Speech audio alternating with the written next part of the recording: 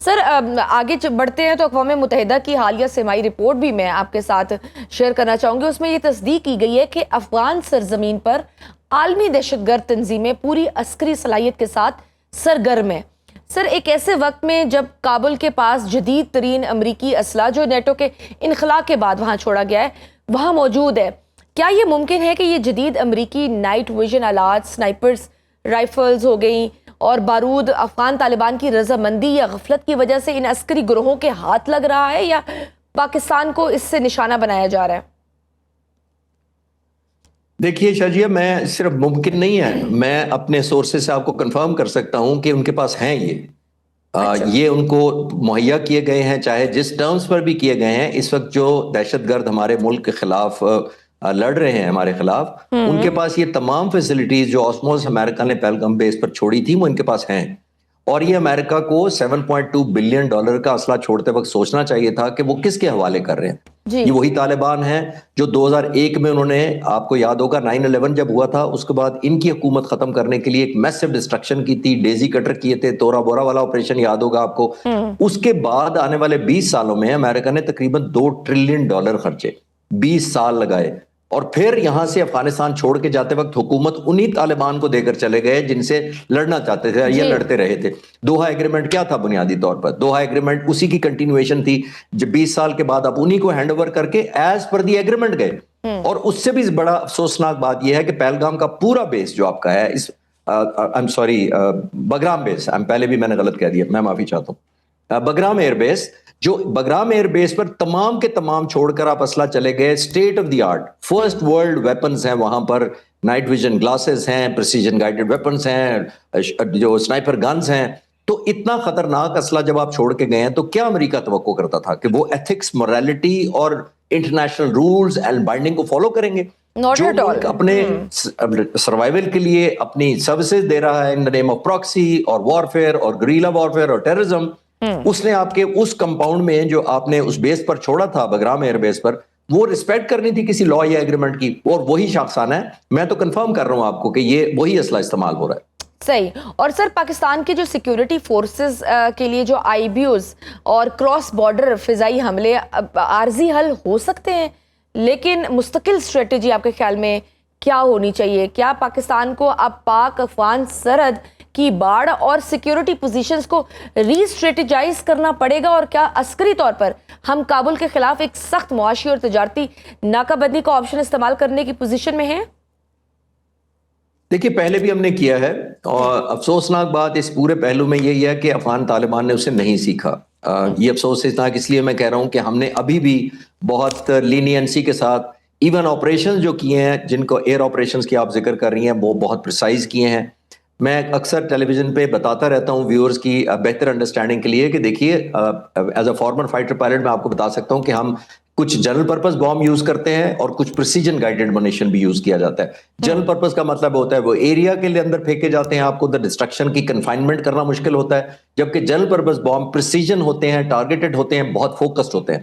لیکن general purpose بام کے precision guided جو ہوتے ہیں وہ مہنگے ہوتے ہیں، آپ ایکسپینسو ہے. ہم وہ پریسیجن گائیڈڈ منیشن یوز کر رہے ہیں بیئرنگ مور کاسٹ، تاکہ ہم کوئی پاسبلٹی ریفریش نہ رکھیں. ہم نے بڑی پریسیجن سے کیا ہے الحمدللہ، اور کسی طرح ہم نہ اس میں بہت پرائیڈ لیتے ہیں، نہ کوئی سکسیس ہم اپنی گنتے ہیں. ہم نے مجبوری کی حالت میں کیا ہے، اور بہت حالت مجبوری اس لیے کیا ہے کہ افغانستان کے طالبان کو کوئی صرف نقصان پہنچے اور عام جو افغانستان کے شہری ہیں ان کو کوئی نقصان نہ پہنچے. تو ہم بڑی رسپانسبلٹی سے کر رہے ہیں اور بڑا میئرڈ کر رہے ہیں. یہ بھی میں آپ کو شور کرانا چاہتا ہوں کہ ہم بہت سلیکٹیو ہیں ٹارگیٹنگ کے اندر، بہت زیادہ سورسز ویریفائی کرتے ہیں، تب جا کر ایسے اٹیکس کیے جاتے ہیں. نیجر پر نہیں کرتے، رینڈملی نہیں کرتے، اور مس رپورٹنگ کو ہم بہت زیادہ انشور کرتے ہیں کہ وہ فلٹر آؤٹ کر کے pin pointed and well accurate targets کو ٹارگیٹ کیا جائے. امریکن پریزیڈنٹ کے پاس آپشنز بڑی محدود ہوتی جا رہی ہیں، خاص طور پہ میں مذاکرات اور ایگریمنٹ کے سینس میں کہہ رہا ہوں.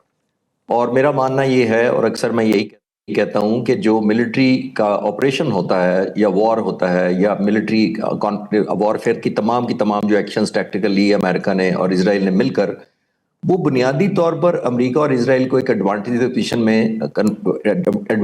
में डालना था, जिसका मतलब ये है कि उन्होंने रजीम चेंज सोची थी, उन्होंने न्यूक्लियर एनरिचमेंट प्रोग्राम का सोचा था, उन्होंने देखा था कि उनकी कंट्रोल में सारे का सारा पॉपुलेशन, हुकूमत बदल जाएगी तो उनकी तमाम अपनी पसंद की आ जाएंगे लोग। ऐसा तो हुआ ही नहीं। जब वो नहीं हुआ तो अमेरिका को वो लीवरेज नहीं मिल रही मुज़ाकरात की टेबल पर, क्योंकि मिलिट्री उनको वो ऑब्जेक्टिव नहीं दिला पाई जिसके लिए जंग छेड़ी गई थी।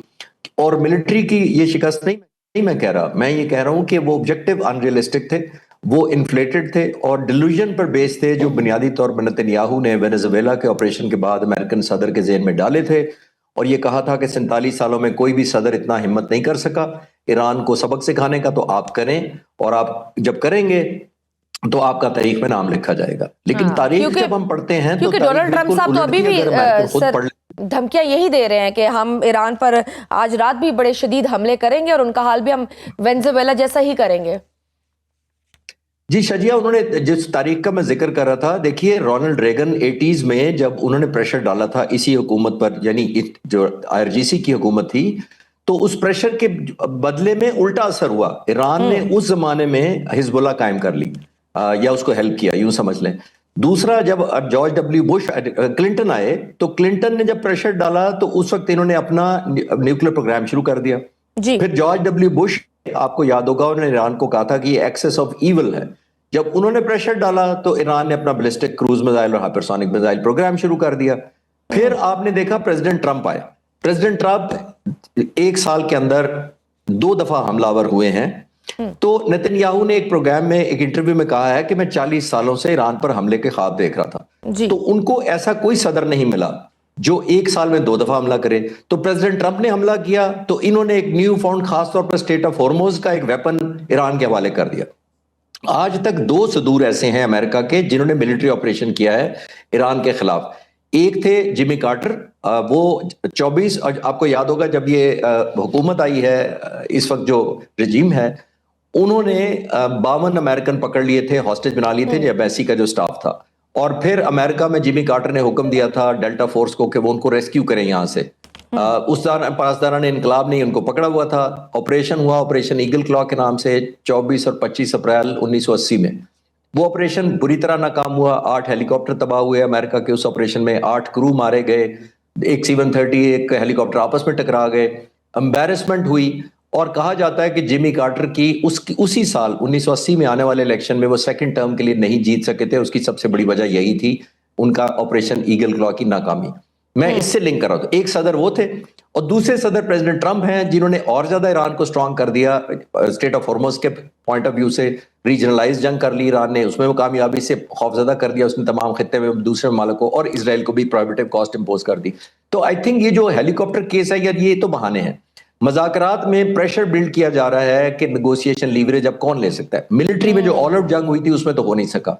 तो ये जो छोटे छोटे एस्केलेशंस हैं या अप्स एंड डाउन्स है, इसमें ये रखा जा रहा है। और एक आखिरी बात इस सवाल के जवाब में मैं अर्ज करता चलूं, नेतन्याहू की ये ख्वाहिश है कि जंग या पीस इसी तरह चलता रहे, क्योंकि अगर अमन का मुआहदा हो जाता है तो फिर तो बाइंडिंग हो जाती है, फिर मुल्कों को रिस्पेक्ट करना पड़ता है। इजराइल का ख्याल ये है कि ये विंडो ऑफ अपॉर्चुनिटी इजराइल के पॉइंट से खुली रहनी चाहिए।